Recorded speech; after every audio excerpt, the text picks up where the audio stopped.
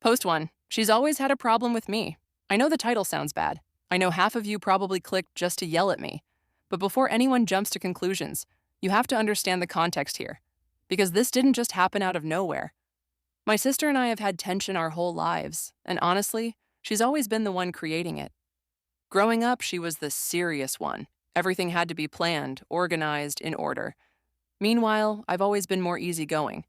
I like to have fun, try new things, talk to new people. But instead of appreciating that we're just different, she treated it like I was immature or irresponsible. She even told people I was self-absorbed when I was a teenager, which, by the way, is just another word for having confidence. She met David in college. I'll give her this. At first, he seemed like her perfect match.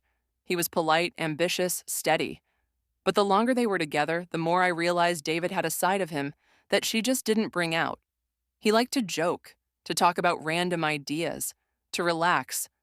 And I noticed right away that I could connect with him on that level in a way she never even tried to. For years, I kept my distance. Not because I thought it was wrong to talk to him. He's my brother-in-law, not my enemy. But because I knew my sister. She gets possessive. Even at family events, if David and I were laughing about something, she'd swoop in and change the subject or act like she needed him for something. It was subtle, but I saw it. Over time, it became clear to me that she didn't actually appreciate him. She'd roll her eyes at his jokes, shut down his ideas, make everything about her schedule and her way of doing things. I remember one Thanksgiving where David was talking about wanting to travel somewhere spontaneous, just pack a bag and go. And she completely shot him down in front of everyone, said it was impractical and a waste of money. The look on his face stuck with me. That's when I really started feeling bad for him. I mean, imagine being married to someone who never encourages you to dream bigger or have fun. I'm not saying she's a bad person, but she's cold. I don't think she even realizes how much she pushes people away with that attitude.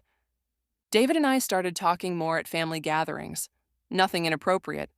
Just chatting in the kitchen while everyone else was in the living room, or stepping outside for air at the same time. It was nice to have someone who actually listened when I spoke, instead of cutting me off to correct my tone like my sister always did. And here's the thing. The more we talked, the more I realized we just got each other. He'd tell me about his ideas, his frustrations, even silly little things like songs he liked, and I'd respond with genuine interest. I think he appreciated having someone actually be excited to hear him out. My sister would call that flirting, but I call it basic human kindness. Looking back, I can see how she might have felt insecure about it, but that's not my problem. She could have put more effort into their marriage if she wanted to keep him engaged. Instead, she seemed perfectly fine letting him drift further away emotionally. And yes, I noticed that before anything physical ever happened. People always act like things like this are black and white, but they're not. Relationships break down for all sorts of reasons, and sometimes someone else just happens to be there to offer what's missing. I didn't go looking for trouble. If anything, trouble found me. We weren't doing anything wrong at that point. I want to make that clear. But we were becoming close. And honestly, I think that's when she started resenting me even more. And before you accuse me of exaggerating, in part 2, I'll explain exactly how she pushed us together, not that she'll ever admit it, and why I think she only has herself to blame for what happened next. Post 2, she practically put us together. If part 1 made you think my sister and I have a complicated relationship, well, buckle up, because the truth is, she was the one who gave me every opportunity to get close to David. And no, I don't think she realized she was doing it, but I also don't think she cared enough to stop. A couple of years ago, I was going through a rough patch. My job had ended unexpectedly, my lease was up, and I wasn't sure what my next move was going to be. Guess who didn't offer me a place to stay? My sister. She said they didn't have the space and that it would be too much. But guess who stepped in? David. He told me they had a guest room I could use until I found a new job in a new place. At first, I hesitated, because I knew how my sister gets, but David insisted it would be fine. He even said she'd already agreed. So I moved in. Living there was eye-opening. I'd always known my sister was a bit controlling, but seeing it day to day was something else. She had a schedule for everything. When David should mow the lawn, when the laundry should be done, even when the TV could be on in the evenings. She'd snap at him if he left his shoes by the door instead of in the closet. Meanwhile, when she wasn't around, he'd relax. We'd order takeout, put on whatever movie we felt like, talk for hours. He'd tell me how much he missed just being able to unwind.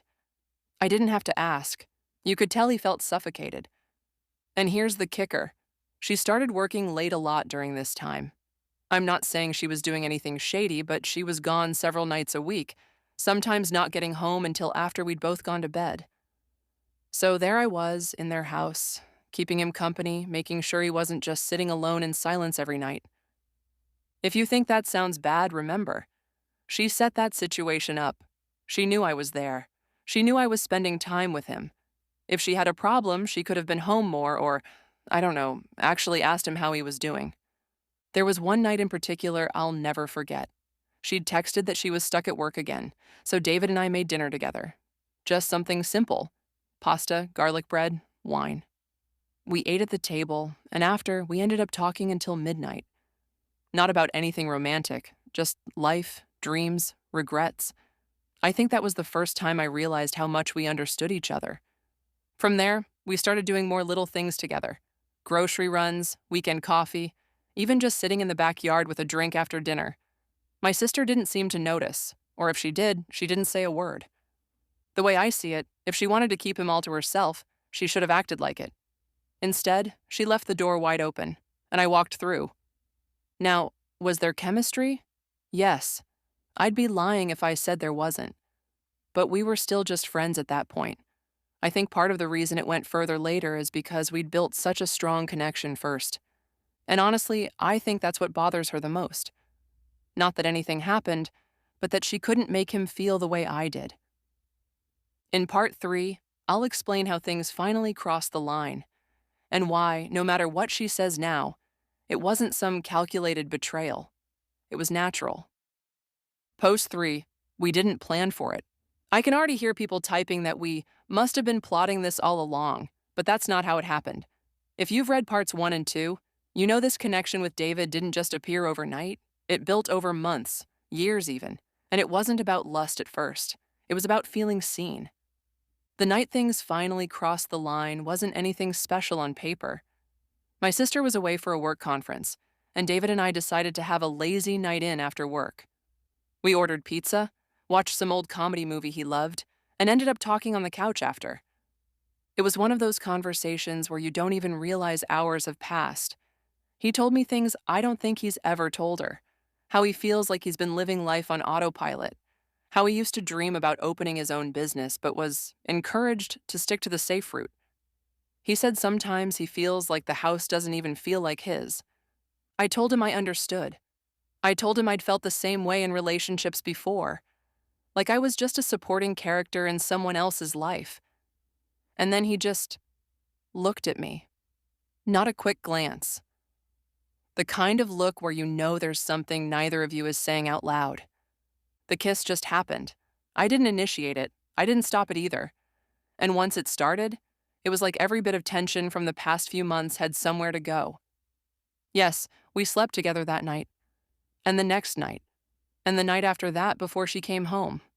Some people will read that and think it was all about physical attraction. But it wasn't. If it was, it would have happened a long time ago. This was about feeling alive again.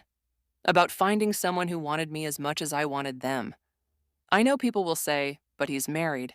And yes, I'm aware of that. But here's what I think. Marriage is a choice you make every day. And if you're not putting in the effort, you can't be surprised when your partner starts looking elsewhere for the things you've stopped giving them. Do I think it was wrong? Maybe in some technical sense. But I also think people put too much stock in rules without asking why they exist. If a relationship isn't working, shouldn't both people be free to find happiness? Over the next few weeks, nothing outwardly changed. We acted normal around her. If anything, she seemed more checked out than ever, which only made me feel like I was doing the right thing by being there for him.